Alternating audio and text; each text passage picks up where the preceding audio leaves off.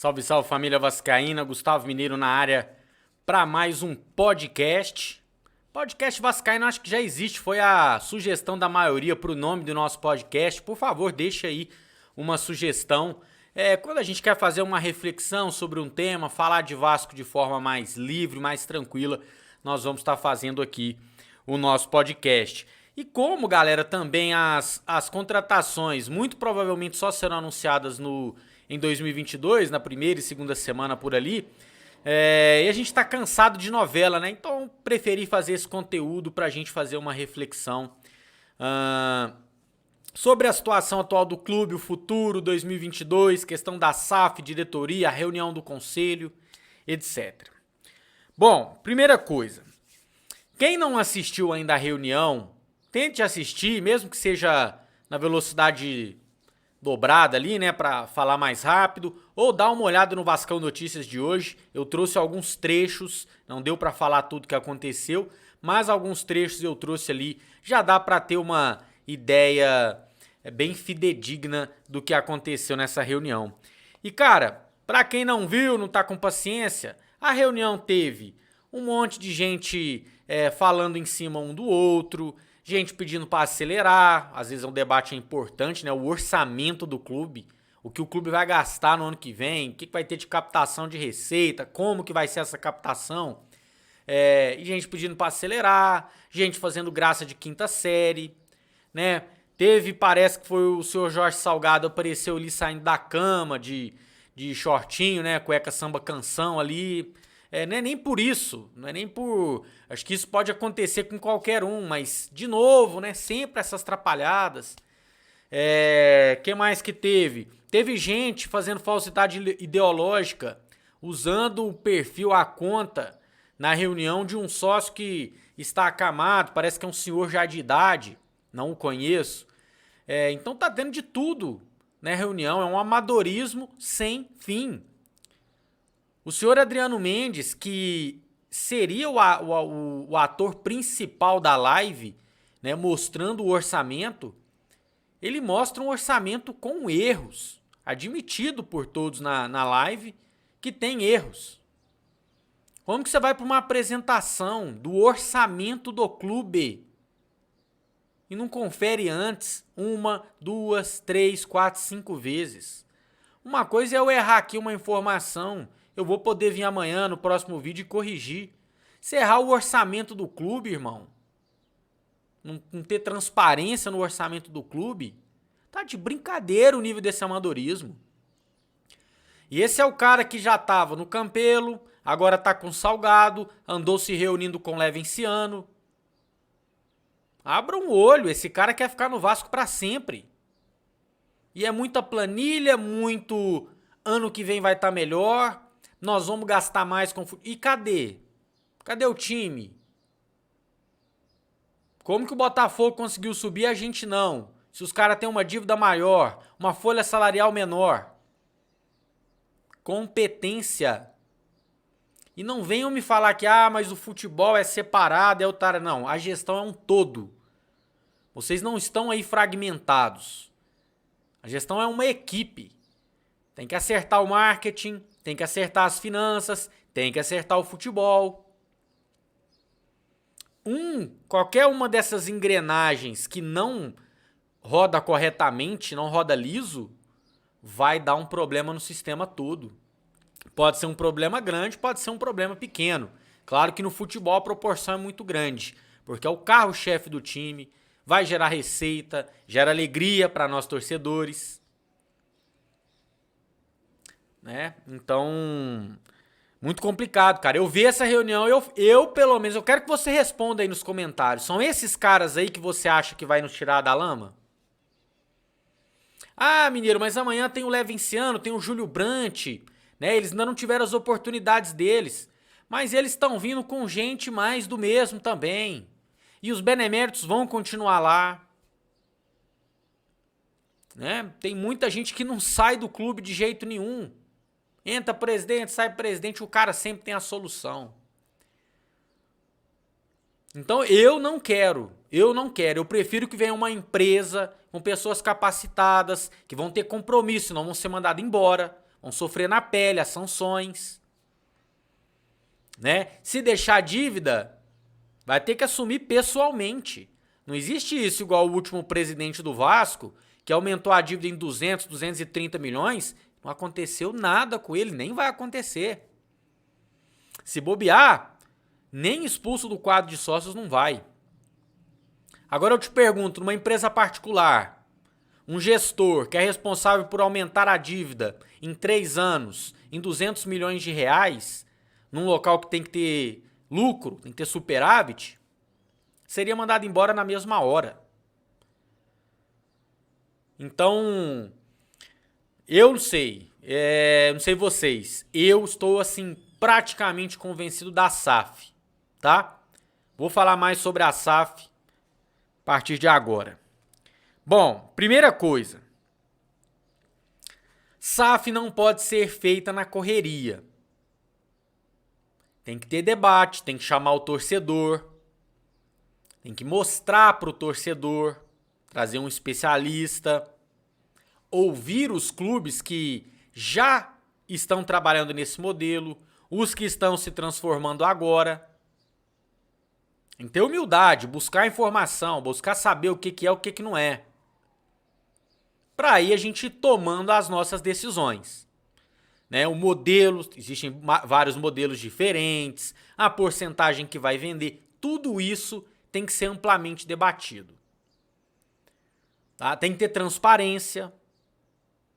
Então é uma coisa que eu sei, a torcida está completamente desconfiada dessa diretoria, como eu estou. Será que eles vão conseguir conduzir isso da melhor maneira?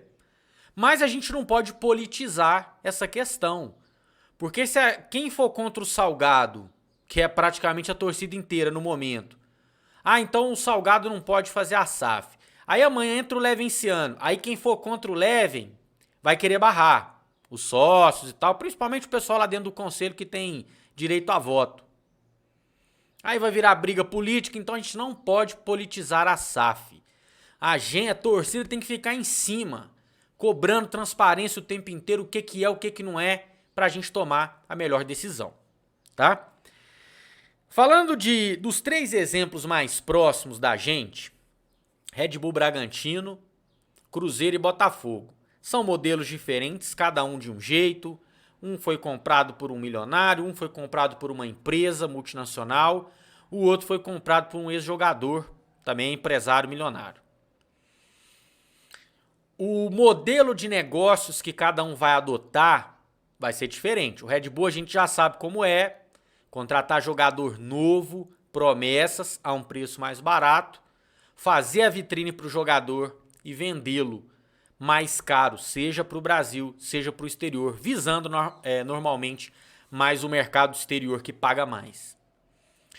O Cruzeiro, o Ronaldo se assustou, né? Porque esconderam provavelmente muita coisa dele, ele está descobrindo novas dívidas, atualizou a dívida do Rodriguinho, tem jogador que ainda está na justiça fazendo negócio, então não sabe quantos milhões vai ter que pagar. O Cruzeiro tem a questão de sofrer transfer ban, então tem que deixar tudo em dia, porque já sofreu um, né? Eu não sei quais são as consequências de sofrer 2, 3, se tem alguma consequência maior.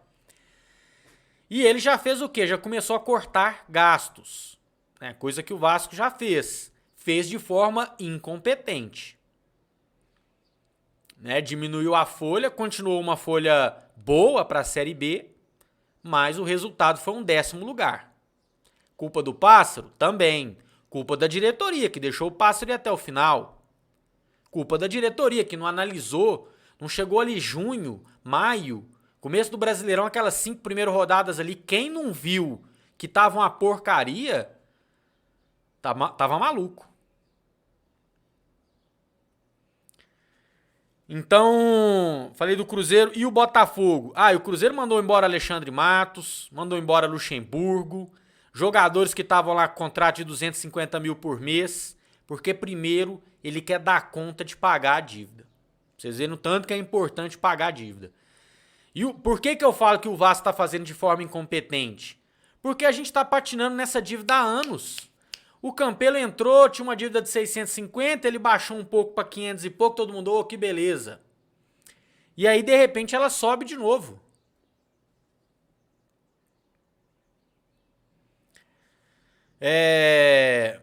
O Salgado é a mesma coisa. Tá agora aí falando de um superávit de não sei quantos milhões, diminuiu a dívida.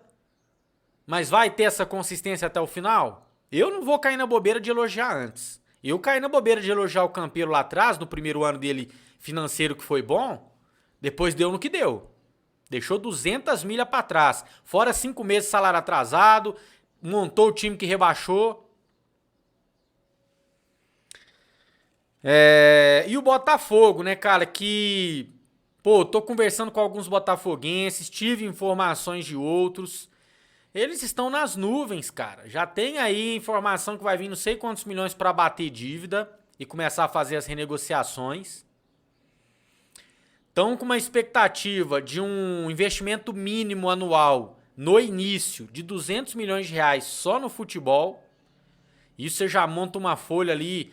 Eu vi o Praça falando hoje, uma folha em torno de 10 milhões de reais por mês. Só a folha salarial do futebol.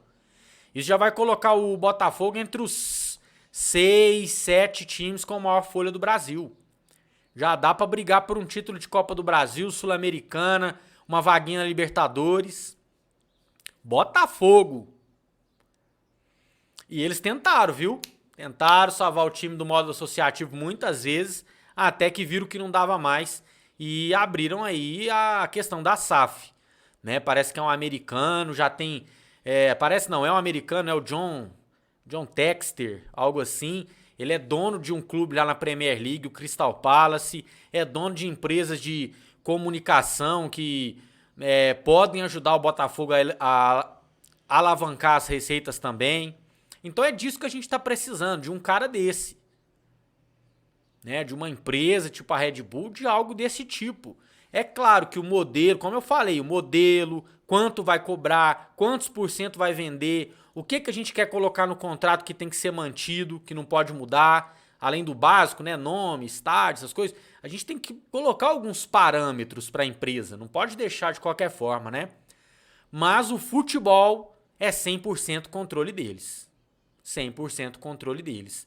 Eu não quero mais Zé do Táxi, Mazuco, Pássaro, agora estão aí tentando o Carlos do Brasil, que não tem experiência nenhuma em time profissional, só em base. Tomara que dê certo, mas é uma aposta. Tá errando de novo. Então é isso, cara. Precisamos debater. O que a gente não pode é virar a cara pra SAF, entendeu? Pode até ser que a gente ali na frente descubra algumas coisas e fique contra. Pô, não sabíamos disso aqui, então não rola. Mas fechar o debate, eu sou totalmente contra, porque o Vasco é dos vascaínos, é a gente que tem... a gente tá tentando há 20 anos, galera. Ou a gente tem a humildade de reconhecer que a gente não dá conta, ou a gente vai continuar sofrendo. Todo mundo vem com a promessa que vai mudar tudo, que vai ser uma gestão profissional, e a gente nunca vê isso. É sempre o mesmo blá blá blá. Né? Às vezes eu fico me perguntando, será que não tem rolo nessa questão de montagem de elenco? Eu não afirmo porque eu não tenho prova, não tenho como provar, não é uma afirmação, um questionamento. Pô, monta um time de... A folha do Vasco 2021 foi de 3,2 a 3,7 milhões. Né? A hora que o Diniz chegou e o Nenê chegou, ela aumentou para 3,7. Será que não tem gente recebendo a mais? Será que não tem ser empresário ganhando? Porque não faz sentido. O CSA, o Guarani, o Avaí, o Goiás, o Coritiba e o Botafogo terem uma folha menor e montarem elencos mais competitivos que o nosso. Tô querendo acreditar que é só incompetência. Mas não sei não, cara. Não sei não. Se tratando de Vasco, não duvido. Não duvido, sinceramente. Um Vasco forte, um Vasco organizado vai fazer um Vasco ter dinheiro. O Vasco tem que ter dinheiro para ir quitando a dívida aos poucos, ir reorganizando, parcela daqui, pede um prazo dali, paga. Não pode ficar só renegociando, senão não adianta nada, é enxugar gelo. Renegociando e pagando um pouco. e ao mesmo tempo ter um time competitivo que vai ajudar a gerar receita, vai ajudar a gerar dinheiro de premiação de campeonato, de torcedor lotando estádio, comprando camisa, se associando. Não duvido nada, se o Vasco sobe e pega no primeiro ano de Campeonato Brasileiro de Série A um 10º, um 9º lugar, o torcedor todo volta. Não que vai estar satisfeito com isso, mas que é um mínimo para você ficar ajudando o clube sempre, cara. Tem que ter um mínimo de contrapartida. Pelo menos um meio de tabela. Não vamos ganhar tudo no começo? Sabemos que não. Mas já era assim de bom tamanho. Jogar uma Sul-Americana para chegar ali numa semifinal, numa final, quem sabe um título. Mas não, vamos disputar a Série B mais um ano e, por enquanto, sem perspectiva de subir. Nesse ano passado eu me enganei. Terminou o Carioca, teve aquele jogo contra o Flamengo que a gente ganhou de 3-1. Pá, pá, pá. Ah, que delícia. E eu me enganei ali, falei, pô, se a gente tá pegando o Flamengo, que é um time de Série A, grande investimento, ganhamos com autoridade, talvez o jogo que mais valeu pra gente no Campeonato Carioca, pô, nós vamos dar conta da Série B. E aí, primeiro jogo contra o Operário, pau. Segundo jogo contra a Ponte Preta, um empate. Aí ganhou do Brasil de Pelotas, aí perde do Avaí, perde não sei quem, perde não sei quem.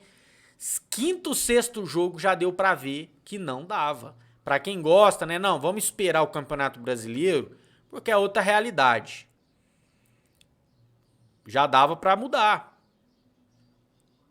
E o elenco que a gente tá montando agora, pra mim, é de 10ª colocação de novo. Claro, faltam muitas peças ainda. Eu vou ter essa opinião de novo depois que o elenco for completado. Mas hoje, com as peças que estão contratadas, já contando o Raniel e o Vitinho, que não foram anunciados ainda, mas já estão praticamente fechados, é um elenco fraco. Fraco. Tá? Precisa de peça para defesa, precisa de peça para o meio campo, precisa de goleiro, precisa de lateral, precisa de muito atacante, porque a gente não tem nenhum. E eu tava falando, perdi o raciocínio, um Vasco forte permite que você contrate. Tem que ter dinheiro. O Vasco não vai contratar o Cristiano Ronaldo, mas, poxa, não ter dinheiro para renovar com o Daniel Amorim, não ter dinheiro para contratar um Diego Souza que tá livre, se é o objetivo do Vasco, não ter dinheiro para surgir um atacante no Criciúma, fez uma grande campeonato catarinense, estão cobrando 1 milhão, o Vasco não tem 1 milhãozinho.